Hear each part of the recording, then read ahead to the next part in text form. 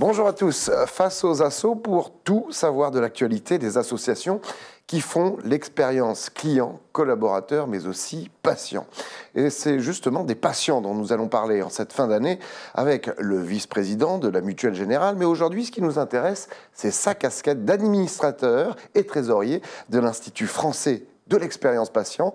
Xavier Karaman, bonjour. Bonjour Alexandre. Merci beaucoup d'être sur notre plateau. Alors, personnellement, ou même dans mon entourage proche, on a beaucoup à dire, parfois à se plaindre de nos expériences patients.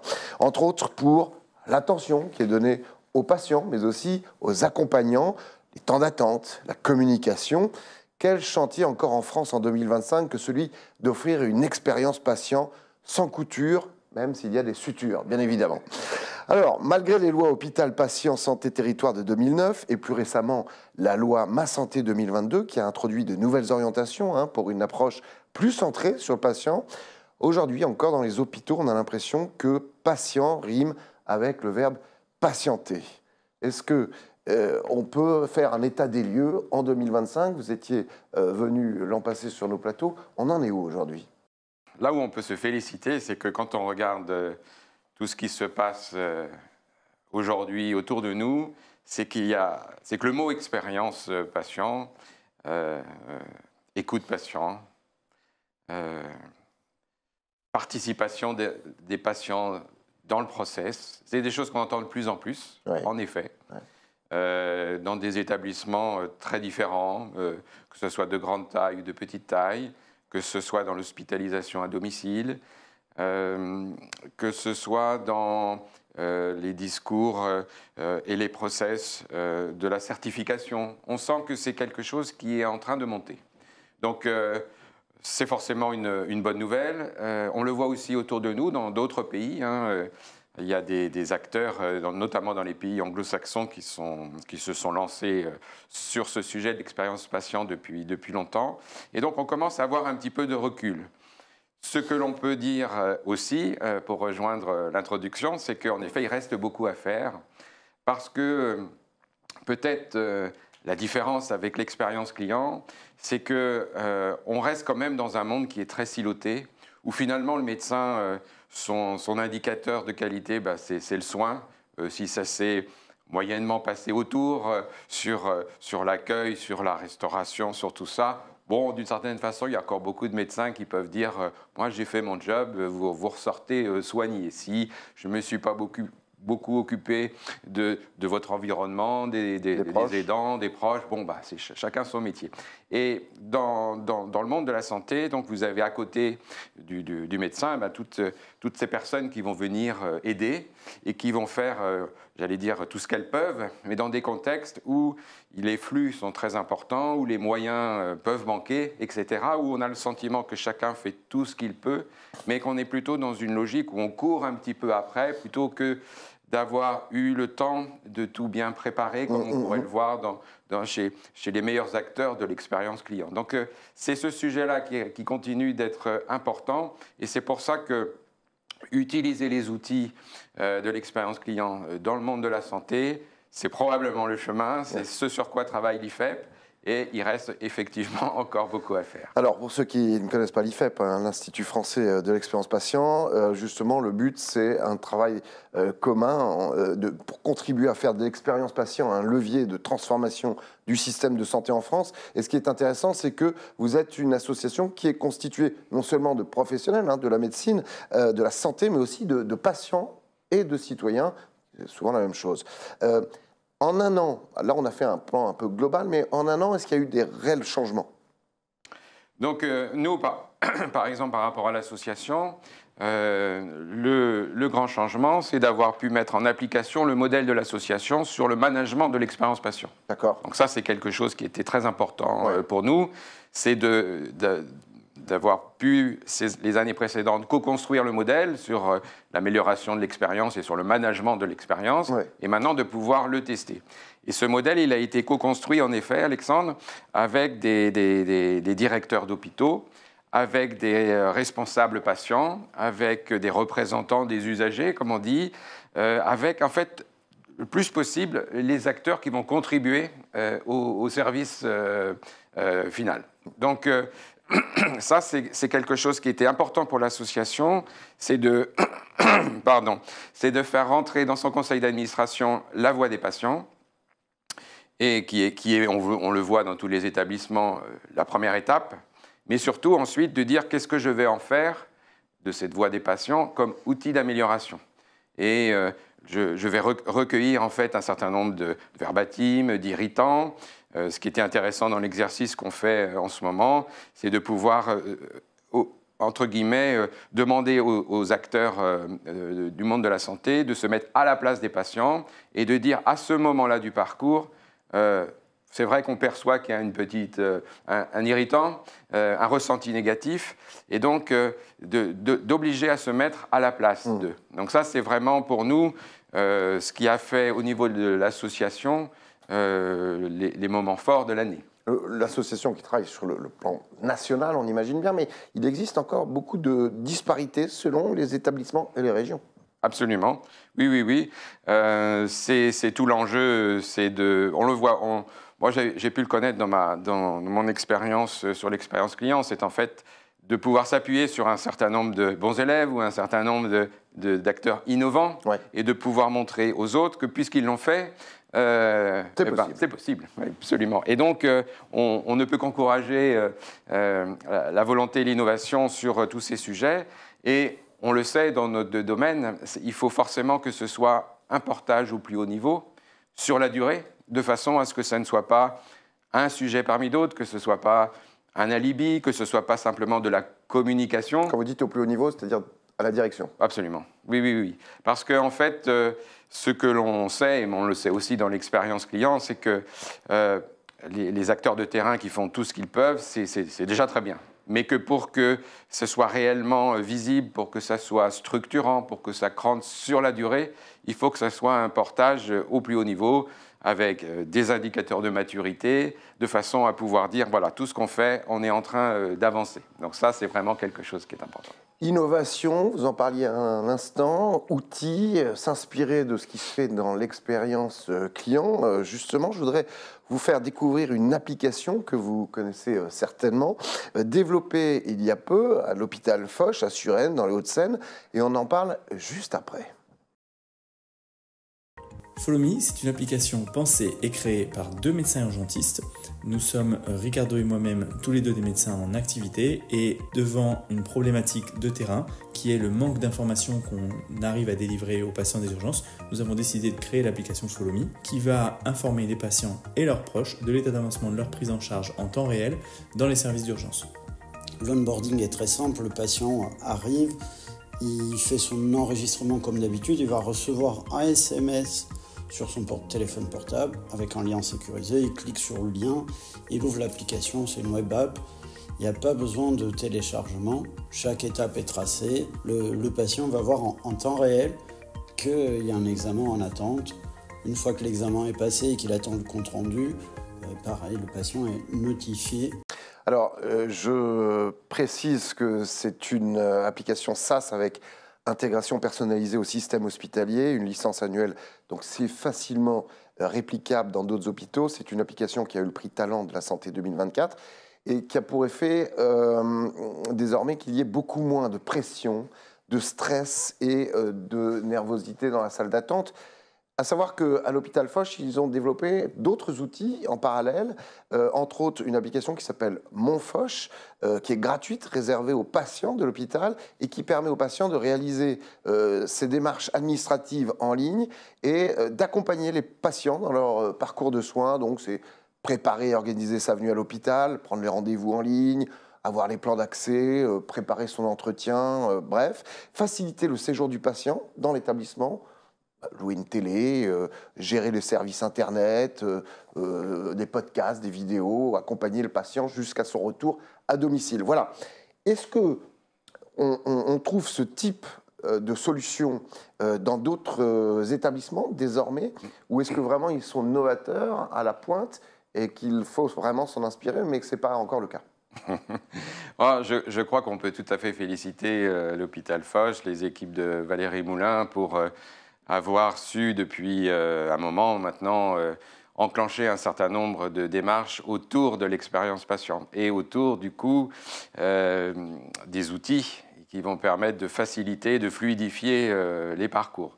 Donc, c'est vrai que le monde de la santé, en ce sens, est tout à fait passionnant, c'est qu'il y a une multitude d'innovations.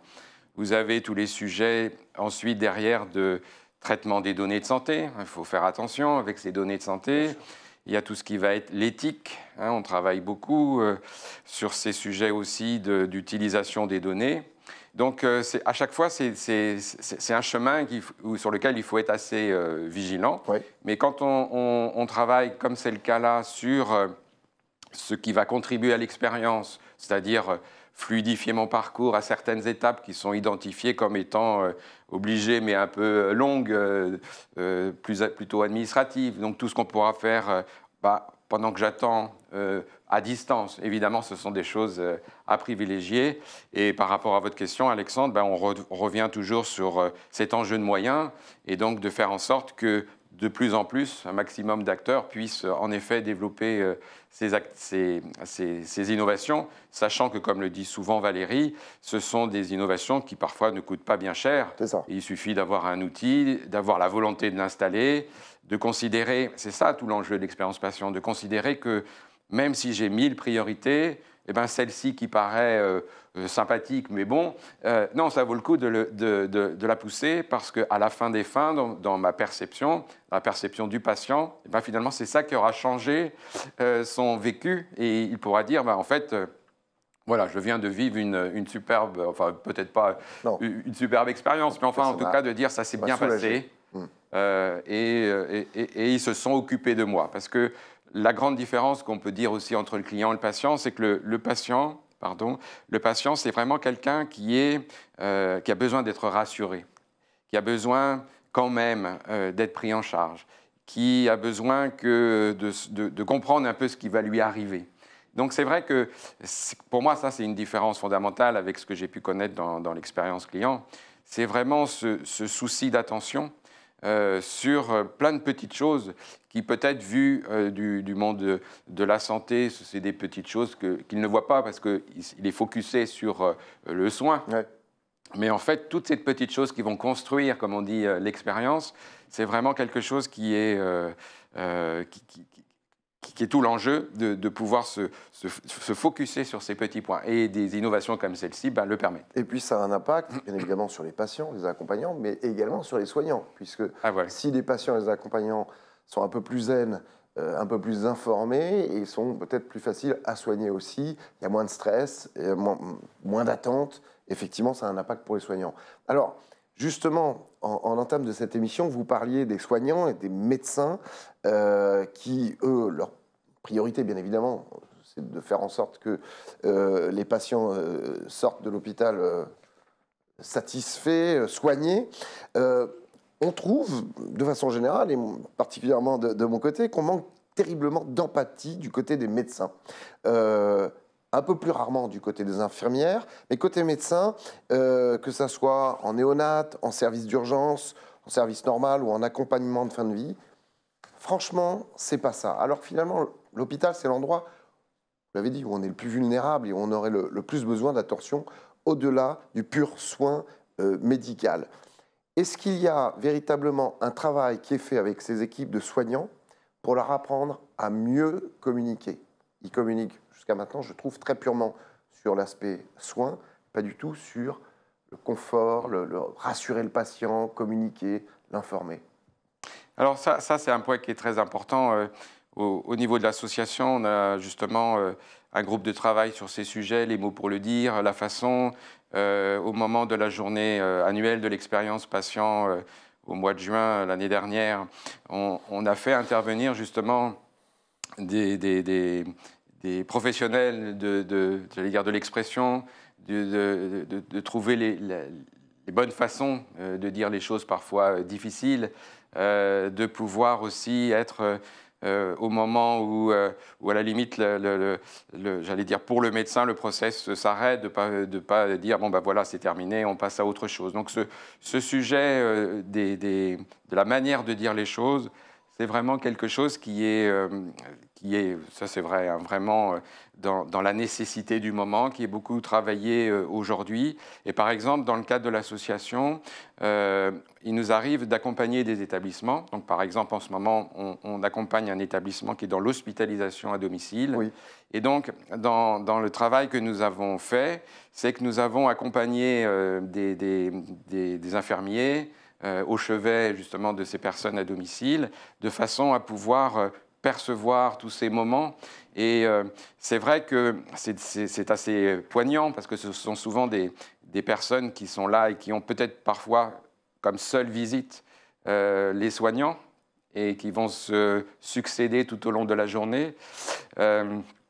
Le salon a un peu été transformé en presque une salle de soins. Donc, et donc, on va voir combien, finalement, la manière de parler, la manière d'entendre, la manière d'écouter, en même temps qu'on fait les soins, c'est quelque chose qui est particulièrement important. Et par exemple, quand sur l'hospitalisation à domicile, le moment du soin se termine, alors j'allais dire malheureusement, Quand vous dites se termine, au sens où, par exemple, le malade décède. D'accord. Dans l'hospitalisation à domicile, vous allez avoir besoin de récupérer finalement tout ce qui a été mis à domicile. Et donc, ce sont souvent des fournisseurs qui font ça. Oui. Et donc, tout le sujet... Un lit... Le lit, c'est ça, absolument. Médicalisé, etc. Ouais. Et donc, tout l'enjeu, ça va être de pouvoir dire, même pour les fournisseurs qui vont venir récupérer le matériel, de pouvoir leur dire en amont, vous venez sur une situation triste, etc. Donc, ayez la bonne posture dans la manière de récupérer. Ce sont des ambassadeurs. Voilà. Donc, en fait, j'allais dire, c'est très concret. Parce que la question que vous posez, Alexandre, c'est justement dans la manière de faire, dans le respect, dans l'écoute, dans pas venir, j'allais dire, dès le jour même, enfin, etc. C'est d'arriver à intégrer tout ça. Et ça, c'est vrai que c'est en vivant ces moments-là qu'on voit la force de l'expérience patient et de tout ce qui va la construire. Et c'est vrai que la posture, la manière de dire les choses, c'est 1000 fois juste, Alexandre, ça contribue, quoi. On imagine qu'il y a deux facteurs pour lesquels les soignants, et entre autres les médecins, se blindent et peut-être communiquent pas forcément très bien. C'est parce qu'effectivement, il y a un manque de moyens, ils enchaînent, et qu'il y a aussi la dureté de leur métier face à des situations extrêmement tristes régulièrement. Néanmoins, je ne sais pas si vous avez vu la série Hippocrate sur Canal+.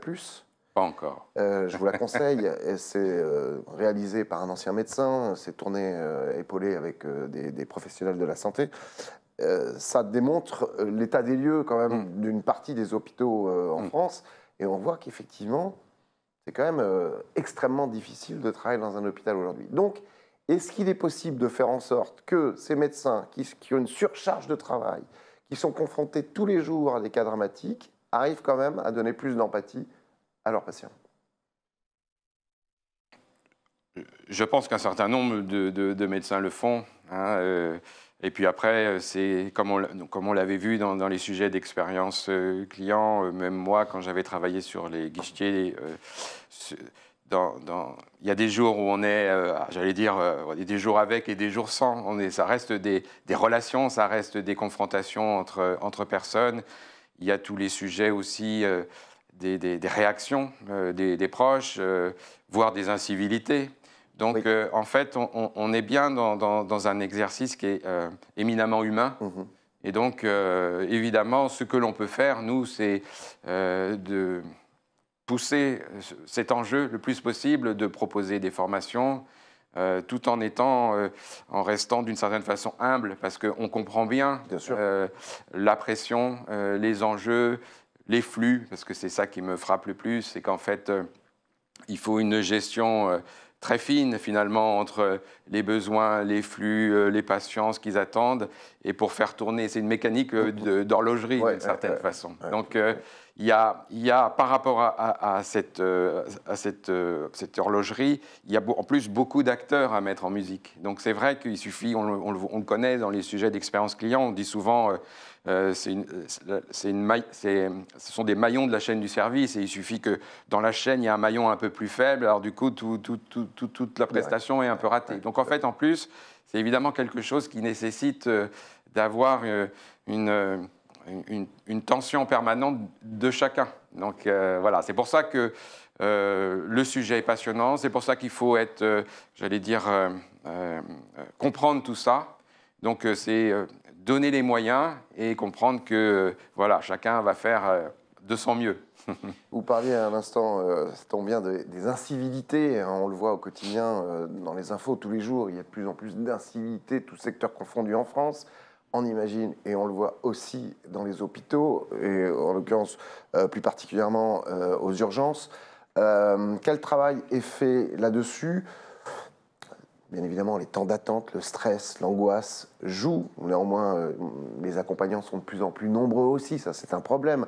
On le dit souvent, il faut un seul accompagnant et pas venir avec toute la famille pour ajouter du stress aux soignants.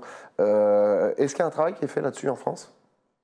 Alors sur le point précisément justement de la gestion des incivilités, c'est quelque chose qui est bien identifié, et en particulier dans le monde des services publics.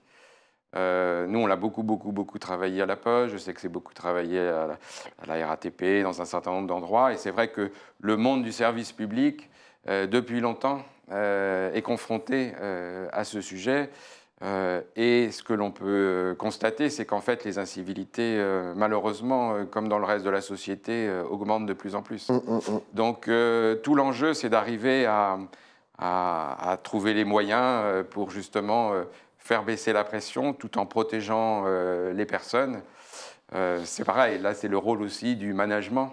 C'est justement d'arriver à protéger ses équipes en ne les mettant pas dans des situations où ces incivilités vont être générées. Mais ce sont des formations, en effet, qui sont développées dans beaucoup d'endroits pour savoir faire baisser la pression. Déconnecter un peu la pression, et c'est là où les outils dont on parlait tout à l'heure peuvent faciliter, absolument, faire diminuer la pression, informer le patient, l'accompagnant, et donc qu'il y ait un petit peu moins de stress. Pour terminer, Xavier, depuis 2018, il y a le baromètre de l'expérience patient qui analyse chaque année l'évolution de la perception justement de l'expérience patient chez les professionnels des établissements de santé et médico-sociaux. La 6e édition va pas tarder à sortir. C'est pour quand ? Je n'ai pas encore les résultats, donc je ne peux pas encore vous C'est début d'année ? C'est en début d'année, oui, tout à fait. Donc on peut rien révéler pour le moment, pas de scoop.